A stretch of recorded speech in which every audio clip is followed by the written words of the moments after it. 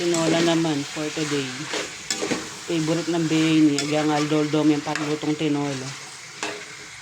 Buri-buri na yun. Karakalapa pa nga. Ali pa man malulutunan din. Magpa-thank you niya. Basta tigit na ng balo na magluto na kang tinolo. Excited niya. Makanano de, Kimi Ben? Ay, tala po. Naluto na yung tinola.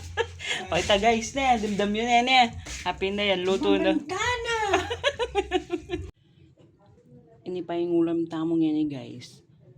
Ebon ang pang skinless na medulok yan Pero rin naman medulok yung mong video, lupa yan medulok. Ang pondita ka bacon, sausage, ita ka mother. Mukhang moderate tapos atin tamong kay Kenny. Soup. Yan pa yung ulam tamong yan yung for today's video. Kakakapot.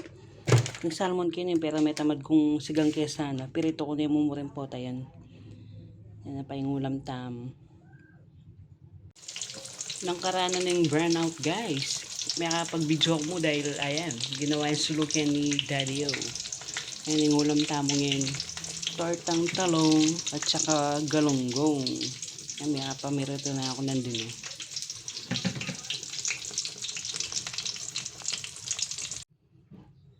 Chicken and pork adobo na malangi.